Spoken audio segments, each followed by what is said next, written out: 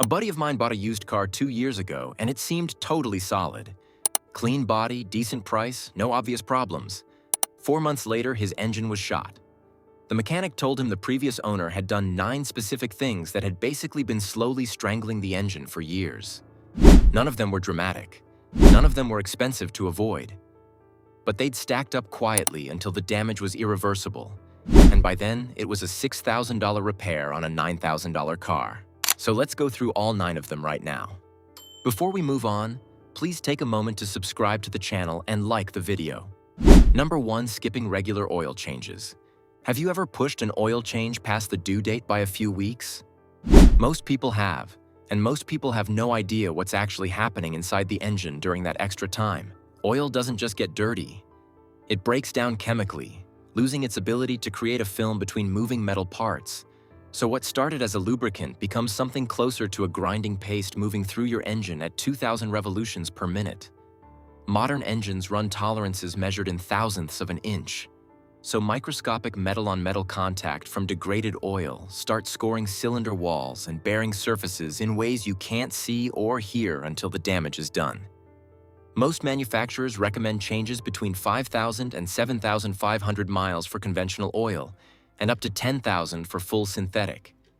But those intervals assume you're replacing the filter every single time too, because a clogged filter running fresh oil still circulates debris through the whole system. The people who get 250,000 miles out of a regular sedan aren't driving anything special. They just treated oil changes like a bill that comes due on a schedule. A $60 oil change every 5,000 miles versus a $4,000 to $8,000 engine replacement because sludge built up over years of skipped intervals. And that gap compounds every single time you push it. Number 2. Using low quality or wrong engine oil. A lot of people assume oil is oil, and as long as the bottle says motor oil and you're putting it in the right hole, you're fine. That's not how it works. The viscosity rating printed on that bottle gets chosen by engineers who designed your specific oil passages, pump pressures, and component clearances around it. If your engine calls for 5W30 and you grab 10W40 because it was on sale, that thicker oil won't flow fast enough at cold startup, which is already when your engine takes the most wear, so you're adding resistance exactly when lubrication matters most. Cheap off-brand oil without proper API certification is a separate problem entirely. You can change oil on schedule and still damage the engine if the oil's missing the anti-wear compounds and detergents your camshaft and lifters depend on every single day. Number 3. Ignoring engine overheating. There's a specific kind of denial that kicks in when the temperature gauge starts climbing toward red, where drivers convince themselves it'll drop back down in a minute, or that it's probably just a faulty sensor. That decision to keep driving is often the exact moment an engine goes from repairable to totaled. Aluminum cylinder heads start warping at temperatures above 250 to 300 degrees Fahrenheit, and a blown cooling system can push coolant temps to 400 degrees or higher within minutes of losing pressure. That window is genuinely short. You won't believe how deceptive the aftermath can be, though. A warped head might only show up weeks later as slow coolant loss or white exhaust smoke, so you drive away thinking you got lucky while the head gasket's already compromised. A tow costs maybe $150. Number 4. Revving the engine when it's cold. You've probably seen someone fire up their car on a cold morning and immediately blip the throttle a few times. Sounds purposeful. But oil drains down into the pan overnight, and it takes 10 to 30 seconds for full pressure to reach the valve train, cam bearings, and upper engine components. So revving to 3,000 or 4,000 revolutions per minute during that window means metal running against metal at high speed with almost nothing in between. Cold oil is also thicker, so it moves slowly through the narrow passages feeding the cam lobes and lifters, and those components run under high contact pressure. Repeated cold start revving over years wears cam lobes down until the engine starts ticking. This habit actually came from carbureted engines, which genuinely needed warm-up time because carburetors struggled with cold fuel atomization. Modern fuel-injected engines don't need that. Number 5. Driving with low coolant levels.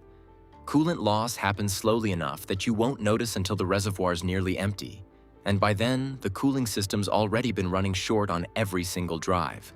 A small weep from a hose, the water pump seal, or the radiator can lose coolant gradually enough that you'll never see puddles under the car. The level just drops a quarter inch every few weeks until one hot afternoon the system can't keep up. Coolant also carries corrosion inhibitors that protect aluminum and iron surfaces inside the engine. So running low means you're losing that chemical protection too. And electrolytic corrosion starts eating through water pump impellers and radiator cores quietly in the background. That's not a dramatic failure. It's an engine running 15 to 20 degrees hotter than it should, every single day. Number 6, delaying air filter replacement. An air filter is just a pleated paper element in a plastic box, but your engine's fuel system calibrates to a specific volume of airflow, and a clogged filter throws that off.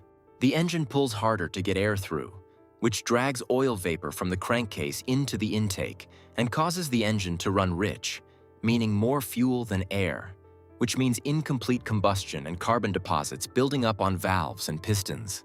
On direct injection engines, there's no fuel washing over the intake valves to keep them clean, so that carbon accumulates until you're looking at a $600 to $1,200 walnut blasting service. A torn or poorly seated filter lets abrasive grit straight into the combustion chamber, and those particles work like sandpaper on cylinder walls every time the engine fires. Number 7. Using poor quality fuel. Did you know the cheapest gas at the off-brand station might be costing you more in engine wear than the few cents per gallon you're saving? Gasoline quality comes down to two things: the detergent additive package and the ethanol content. Ethanol absorbs water from the air, and in a fuel system running E15 or higher blends, that water can separate out and pool at the bottom of the tank, where the fuel pump pulls it straight into the injectors.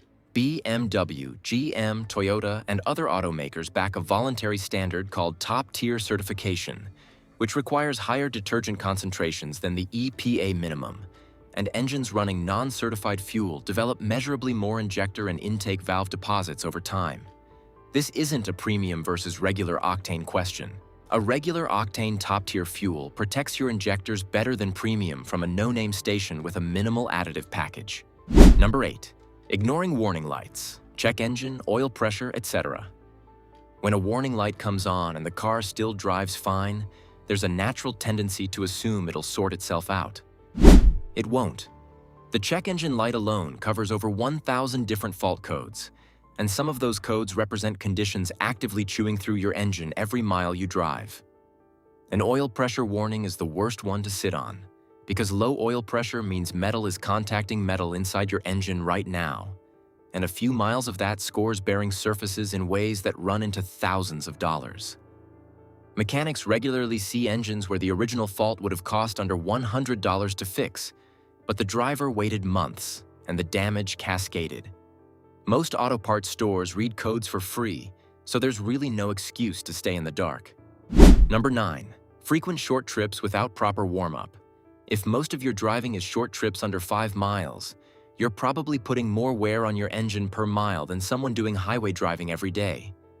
A cold engine runs rich, meaning extra fuel that doesn't fully burn, and some of that unburned fuel washes down the cylinder walls into the oil pan, thinning the oil and cutting its ability to lubricate properly. Pop the oil cap on a car that only does short trips, and you'll sometimes find a creamy, milky residue where moisture from combustion condensed inside the crankcase instead of exiting through the exhaust. Taxi fleets and delivery vehicles need engine work far earlier than their mileage suggests, because the odometer doesn't count cold starts. Full synthetic oil resists that fuel dilution better than conventional oil does. None of these 9 things are dramatic on their own, and that's exactly what makes them dangerous. It's never one skipped oil change or one ignored warning light that kills an engine. It's the same habits repeated across 80,000 miles while the damage stacks up where you can't see it, and by the time something actually fails, the cheap fix closed years ago. The gap between a car that hits 300,000 miles and one that's done at 120,000 almost always comes down to boring habits the first owner kept. Don't forget to subscribe, because the next video covers what happens inside your transmission when you skip that fluid too.